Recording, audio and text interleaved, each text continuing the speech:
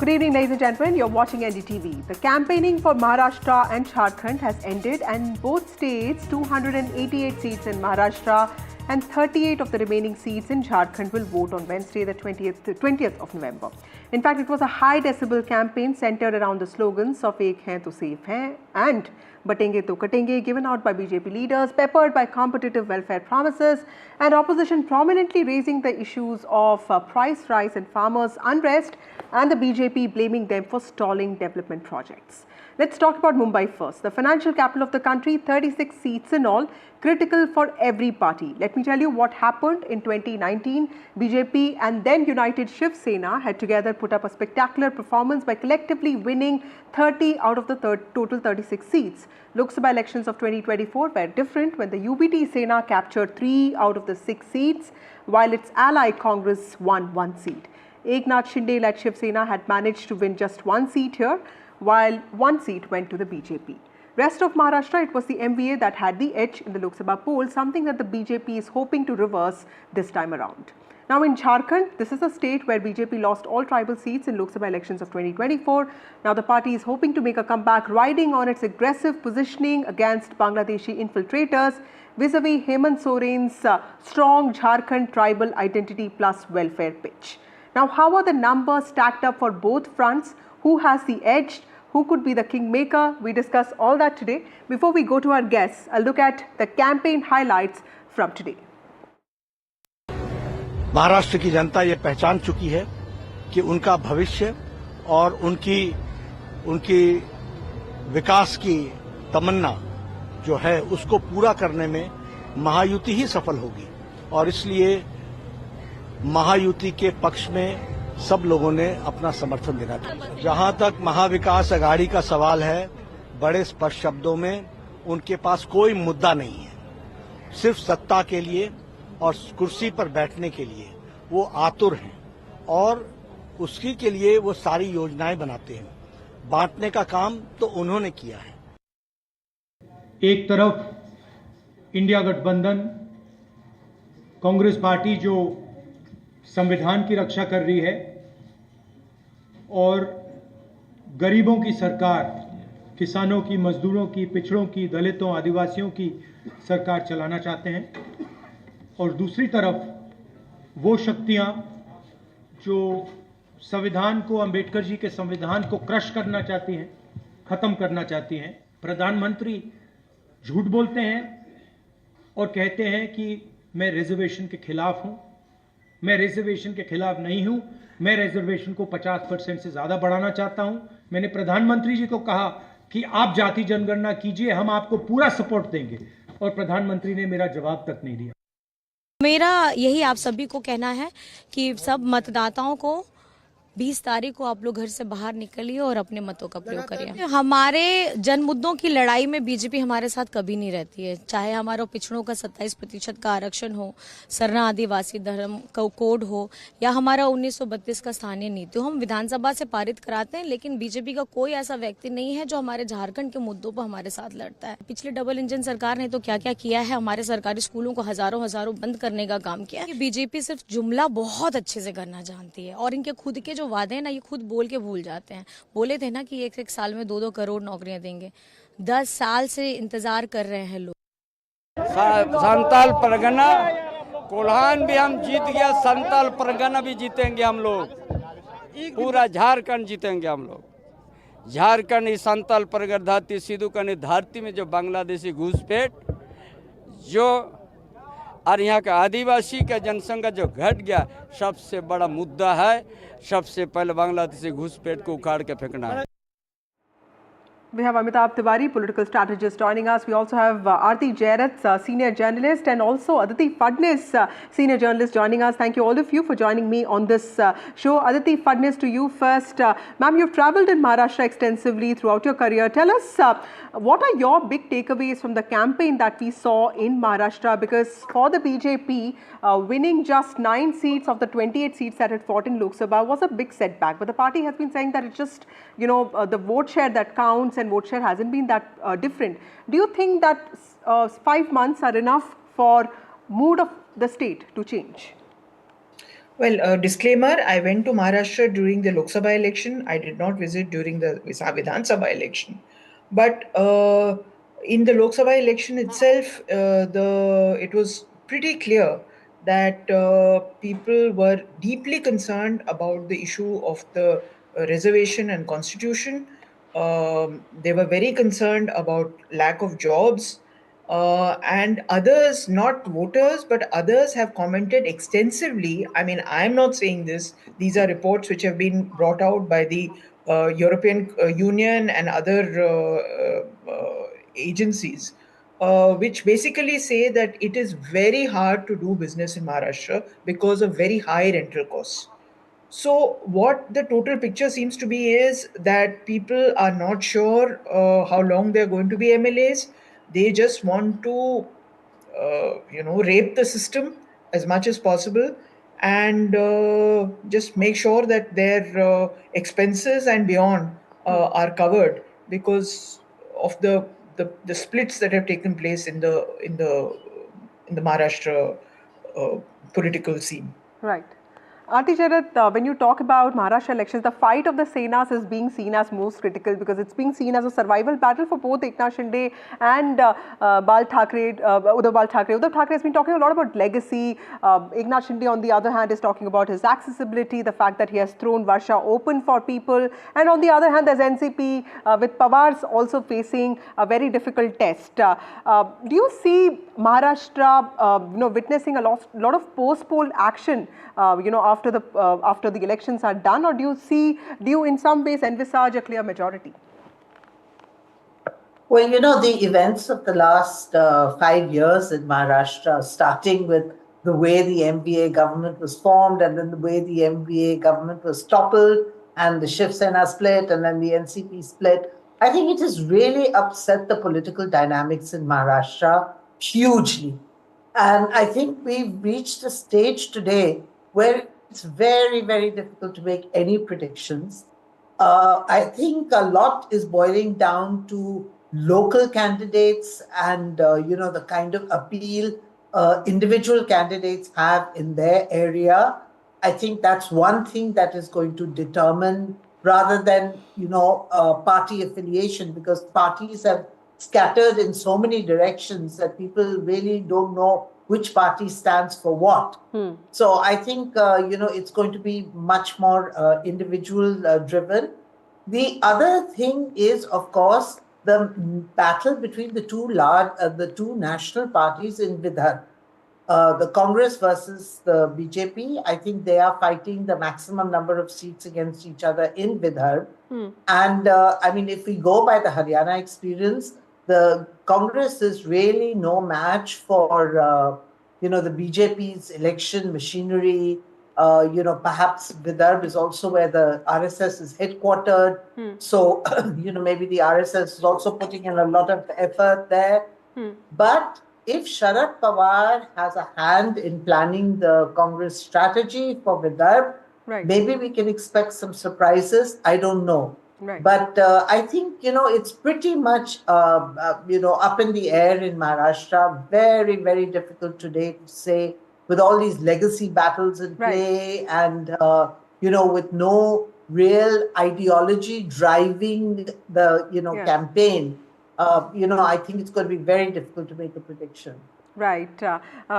Also, Amitabh Tiwari, I was in Mumbai for a few days, and one thing that I saw that people acknowledge the need for better facilities, better services. The city is expanding, they're demanding more, but they also want political stability, something that our panelists also talked about. How critical are the 36 seats of Mumbai, the MMR, that has seen a surge in infra growth, is important not just for Maharashtra but for the country. But this is also where the builder, corporator, politician network works, works very strongly. So there are also communities from different parts of the country. How do you expect Mumbai to vote this time? No, so Mumbai, if you see, even in the 2024 general election, in terms of assembly segments, the MVA had won or was leading in 20 and the Mahayuti on 16. So it was a fairly tight contest in Mumbai. It is because historically, Shiv Sena, BJP, even the Congress party has had strong roots in Mumbai. The NCP is not that much present here. So out of the 36 seats, this time 18 seats are being fought between BJP and Shiv Sena UBT. So that's fairly critical. And another 15, I think, between Shiv Sena factions of Eknath Shinde and Uddhav Balasaheb Thackeray. So these two main contests are going to determine the picture of Bombay. People do want political stability, but I mean, it is not fairly sure as to what will happen post the results. If there is a hung assembly, if the numbers do not come out in the way for Mahayuti or MVA in the way they have envisaged, there could be further hoppings from one alliance to another. There is a big role of independents and smaller parties. Historically, they've got 25% vote share, 29-30 seats. So all of this adds to the political pot boiler in Maharashtra. And I think I have traveled across all the 6 regions. What I see is that people are genuinely are more interested in choosing their MLA because nobody is sure what is going to happen post election results. So they rather choose a person who will stand for them, is accessible, and does good work, cutting across party lines. So it is a very seat by seat individualistic kind of an election. MLAs or candidates who have good popularity and networks are likely to win. And since we've not had many local elections for a long time, what has also happened is that all the issues and dynamics of all these municipal corporation elections, municipality elections are juxtaposed into one election now, which is the Vidhan Sabha election. Now, that's very interesting. Something that our panelists also pointed out, that it could be candidate specific. It's become a localized election. Aditi Fadnis, do you also see a possibility of East-West divide in Maharashtra? In simple words, Marathwada, Vidarbha, that have substantially rural parts voting differently from the cities, you know, a Mumbai or a Pune or a Sholapur have seen much more progress in the last few years. Or do you see something like a pan-state scheme like Ladki Bahin Yojana having more of an impact unifying voters? Well, first of all, Ladki Bahin Yojana has been quite a success. And I was talking to some Congress people, and even they were saying that this is going to be a setback for us. You know, if sitting at home, you can get up to 6,000 rupees a month every month in your bank account. If you have two daughters who are at home, then that is pretty good for areas which are very badly hit by drought, particularly in Vidarbha, are very seriously looking for work. It's hard to get people married. It's hard to get people educated because there is no work. And overall, the situation in the rural areas is not a happy one. It's that people are not happy about their situation. So they will vote for someone, as Amitabh ji said, who will do their work, who will be accessible.